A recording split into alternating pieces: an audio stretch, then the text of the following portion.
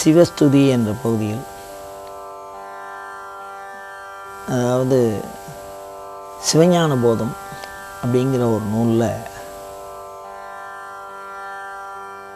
விளக்க நூலாக எழுதியிருக்கான். சிவஞான போதம்ங்கிறது ஒரு சூத்திர வடிவம். அந்த சூத்திரத்துக்கு ஒரு விளக்கம் கொடுத்துருக்கான். அந்த விளக்கத்தோட ஒரு நூல் எழுதியிருக்கான். அந்த நூலில் ஒரே ஒரு செய்யுள், அந்த செய்யுளை நம்ம சிந்திக்க போகிறோம்.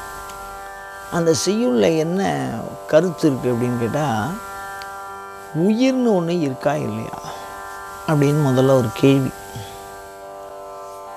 இப்போ உயிர்னு ஒன்று இருக்குது அப்படின்னு சொன்னால், அதை எந்த விஷயத்தினாலையும் நம்மளால் அடையாளம் காண்பிக்க முடியல.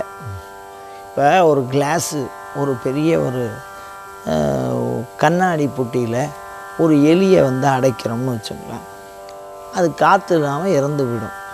அப்படி இறந்து போகிறதுங்கிறது, இந்த உயிர் இந்த கண்ணாடியை பொழந்துன்னு வெளியில் போச்சு அப்படின்னு சொல்ல முடியுமா? அப்படின்னா அது எப்படி வெளில போகிறதுன்னு நம்ம கண்டுபிடிக்கலாம். எப்படி அது உள்ளே வர்றது அப்படின்னு கண்டுபிடிக்க முடியுமா? உடம்புக்குள்ளே உயிர் எப்பொழுது வருகிறது, எப்படி வருகிறது அப்படின்னு சொன்னால், ரெண்டுத்துக்குமே ஒரு தெளிவான ஒரு விளக்கங்கள் நம்ம தெரிஞ்சு கொள்ள முடியாதபடி இருக்குது. ஒரு ரகசியமாக இருக்குது. இப்போ உயிர்னு ஒன்று இருக்கா இல்லையா அப்படிங்கிற, அது பேர் அனாத்மவாதம்னு சொல்லுவோம். அனாத்மவாதம்னா உயிரே ஒன்று இல்லைன்னு அர்த்தம். ஏகாத்மவாதம் இருக்கிறது ஒரே ஒரு ஆன்மா தான் அப்படின்னு அர்த்தம். பகுவாத்மவாதம் பல்வேறு விதமான உயிர்கள் இருக்கிறது அப்படின்னு ஒவ்வொரு சமயமும் இந்த ஆன்மாவை பற்றிய கருத்துக்களை தன் வழியிலே பதிவு செய்திருக்கிறது. அந்த வகையில் சைவ சித்தாந்தம் ஆன்மா என்பது ஒன்று உண்டு அப்படின்னு சொல்கிறது. அதுக்கு அடுத்தபடியாக நான் சொல்கிறது ஆகமம் சார்ந்து.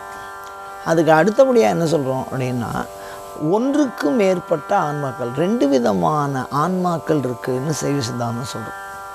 என்ன அப்படின்னா, ஒன்று ஜீவாத்மா, ஒன்று பரமாத்மா.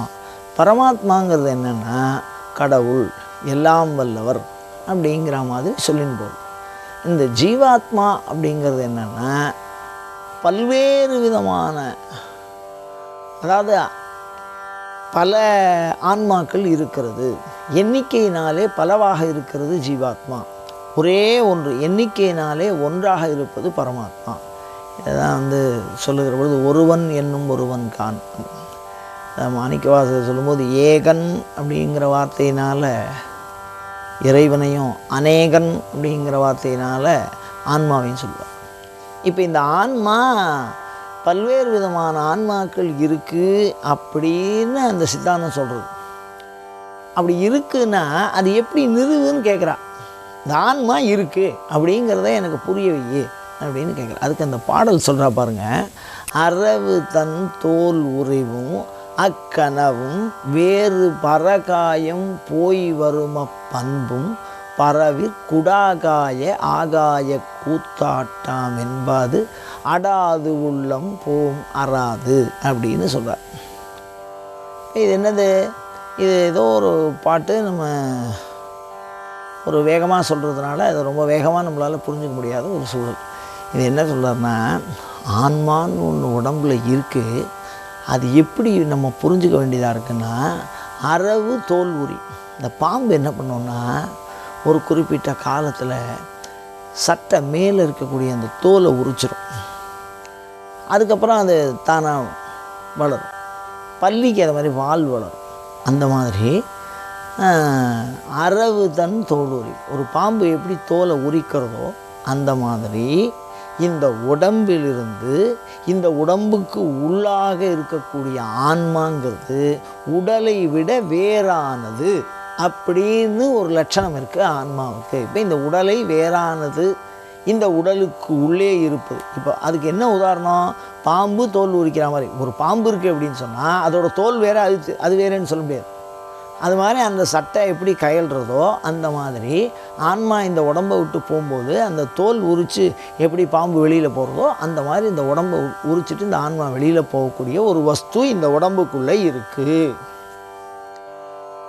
சரி, அது உதாரணமாக சொல்கிறா. அதுக்கு வேறு ஏதாவது சான்று சொல்ல முடியுமா அப்படின்னு கேட்டால், பழைய காலத்தில் யோகிகள்லாம் பரகாய பிரவேசம் அப்படின்னு ஒரு பண்பு வச்சுருக்காங்க. ஆதிசங்கரர் பரகாய பிரவேசம் பண்ணியிருக்கார். நம்மளுடைய அருணகிரிநாதர் பரகாய பிரவேசம் பண்ணியிருக்கார். பரகாய பிரவேசம்னா என்ன அப்படிங்கிறத முதல்ல புரிஞ்சுப்போம். அதாவது ஒரு உடல், இறந்த உடல், திருமூலர் பரகாய பிரவேசம் பண்ணியிருக்கார். ஒரு இறந்து போன உடலில் ஒரு ஞானியானவன் தன்னுடைய உடலை விட்டு விலகி அந்த உடலுக்குள் புகுந்து கொள்வது. அப்படி புகுங்கிறதுக்கு பேர் பரகாய பிரவேசம்னு பேர். அப்போது இந்த பரகாய பிரவேசம் ஒரு காலத்தில் எல்லாராலும் அறியப்பட்டதாகவும் அதிசய ஞானிகளுக்கு சாத்தியப்பட்டதாகவும் இருக்குது. ஆதிசங்கரருடைய காலம் வேறு, திருமூலருடைய காலம் வேறு, அருணகிரிநாதருடைய காலம் வேறு. இவர்கள் எல்லோரும் வாழ்ந்தார்கள். அவருக்கு உண்டான எல்லா அடையாளமும் இருக்குது. திருமூலர் எழுதின பாட்டு இருக்குது, அருணகிரிநாதர் எழுதின திருப்புகழ் இருக்குது, ஆதிசங்கரர் படைத்த அனைத்து கிரந்தமும் இருக்குது. இப்போது அவர்கள் வெவ்வேறு காலத்தில் இருந்தாலும் ஒரு உடம்பை விட்டுட்டு இன்னொரு உடம்புக்குள்ள போகக்கூடிய அந்த பண்பை, அந்த கலையை, அந்த உணர்வை அவர்கள் அறிந்திருந்தார்கள். அப்படி அறிந்திருக்கிறதுனால இந்த உடலினும் அடுத்த உடம்புக்குள்ளே போய் பூர்றதுனாலையும், இறந்து போன ஒரு உடம்புக்குள்ளே பூர்றது, தன்னுடைய உடம்பை விட்டு வெளியில் வர்றது அப்படின்னு சொல்லக்கூடிய பண்பை வச்சு பார்க்குற பொழுது ஆன்மான்னு ஒன்று இருக்குது அப்படின்னு ஒரு உதாரணம் பாருங்கள்.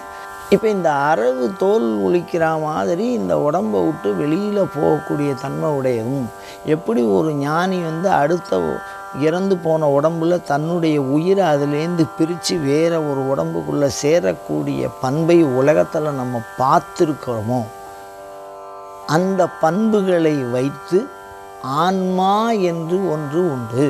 அது உடலினும் வேறானது, உடலுக்கு உள்ளே இருப்பது, அது உடலை விட்டு பிரிய வல்லது, மீண்டும் உடலிலே சேர வல்லதாக கூடிய ஒரு தன்மை பொருந்திய ஆன்மா என்று ஒன்று உள்ளது அப்படின்னு அந்த பாட்டை மிக அழகாக நமக்கு எடுத்து சொல்கிறார்கள். இந்த ஆத்ம ஞானம்ங்கிறது சிவஞானத்துக்கு அடிப்படை. அதை நாம் அறிஞ்சிட்டோம் அப்படின்னு சொன்னால் சிவஞானத்தை அறிவது எளிதாக இருக்கும். அந்த சிவஞானம் என்பது மகிழ்ச்சிக்கு உண்டான ஒரே வழி. அப்படி அந்த மகிழ்ச்சியை பெறுவதற்கு மனிதன் முயன்று கொண்டே வந்திருக்கிறான். அத்தகைய வழியிலே இந்த ஆன்மாவை பற்றி அறிந்து கொள்ளுகிற ஒரு ஞானத்தை மிக அழகாக சொல்லுகிறது இந்த பாடல். அடுத்தபடியாக இதுபோல தொடர்ந்த சிவச்சிந்தனைகளை தூண்டுகிற வினாக்களை உங்களிடமிருந்து எப்பொழுதும் எதிர்பார்த்தவனாய், அயம் தர்மஹா உத்தரோத்தராபிவிருத்தி ரஸ்து.